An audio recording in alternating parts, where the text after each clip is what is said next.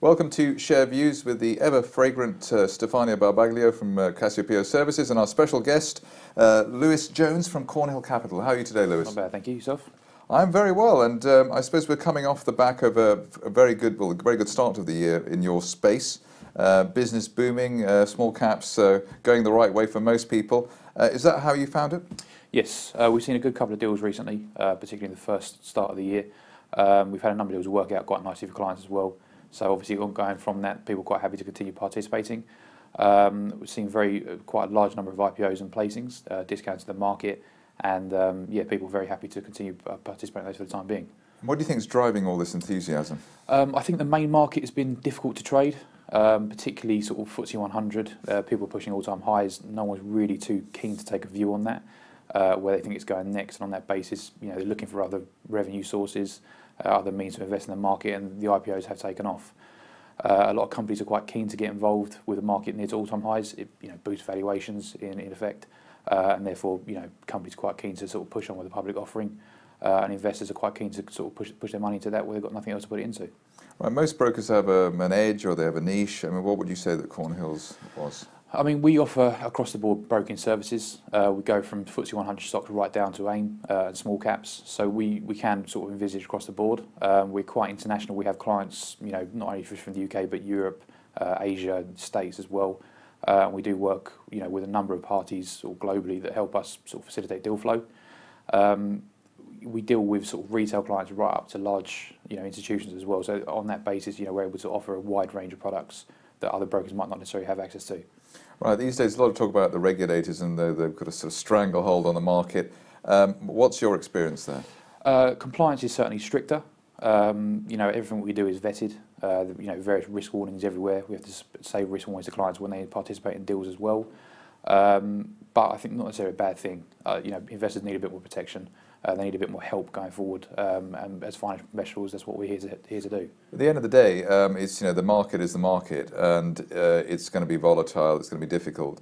How much do you advise clients, or how much can you advise clients? So we have something called our annual client review. So it's basically a fact find. We go through the whole form of the client. It gives us an understanding of what they're looking for. Once we have that in place, we can give advice to clients.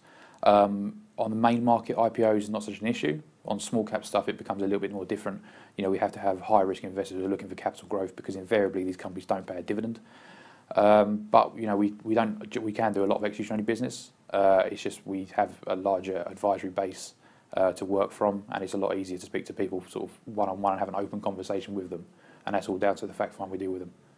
Lewis, if we look at the company that you are doing deals with, and particularly at your IPOs, I can see that you are actually working with companies that are a little bit bigger than the small cap space, where all the city stockbroker they are working with. Would you like maybe to tell us a little bit more about the recent transaction and particularly the IPOs, because I can see you have done quite a few IPO since the beginning of the year. Exactly. So I would suggest we've done probably between 30 and 40 new issues since the start of the year, which is quite impressive. I mean, yeah, we get access to a lot of deal flow, both from sort of large houses right down to small cap brokers who are doing their own deals, and we get shown them.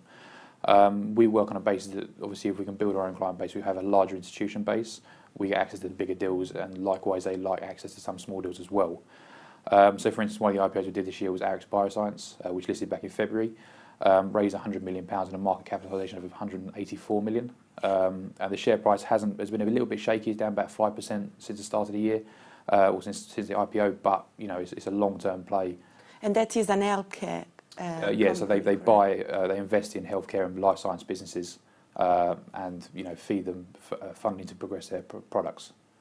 Okay, so we see quite a lot of interest in healthcare and pharmaceutical company. What's the other sector? You can see IPOs. So we've seen financial services becoming a bit more as people start to understand them. There's less of a stigma around financial services. People are quite keen to get involved with those. So one we saw this year was Alpha FX.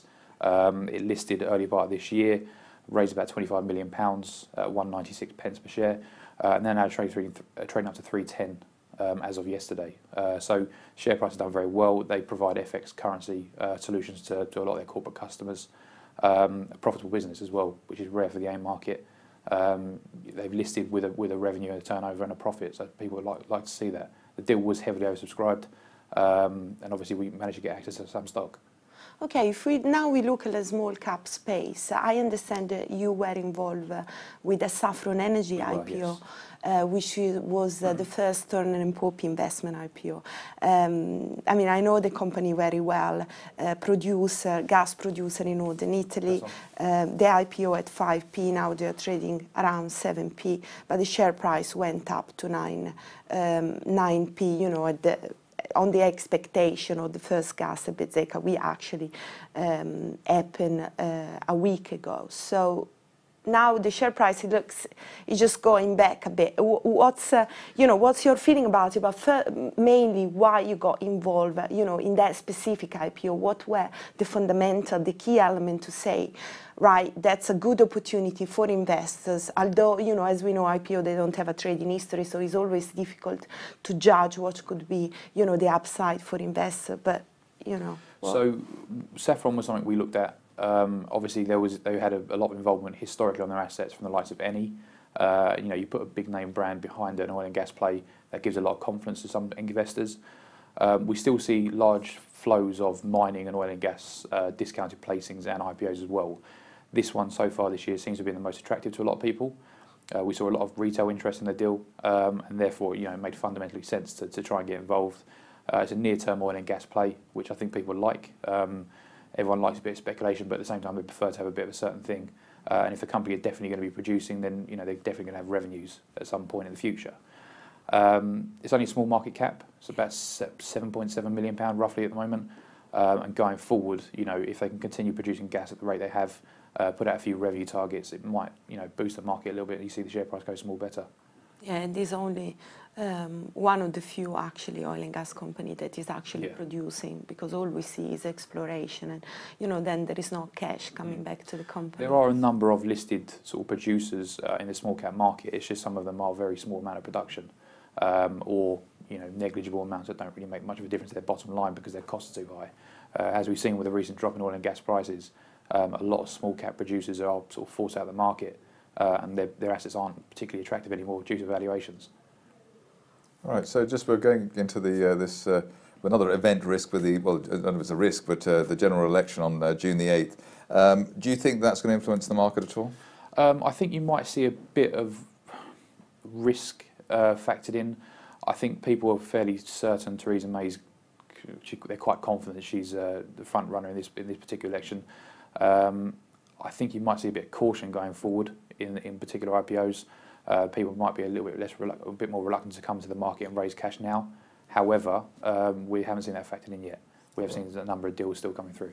And what about the sectors for the rest of the year? I mean, in a way, the first quarter was so good; it's almost an impossible act to follow. Yeah. What do you think? You know, where do you think the easiest areas are now? So you normally get the adage, "Sell in May and go away." We haven't seen that as of yet, and it's very tight to that timeline, as you'd imagine.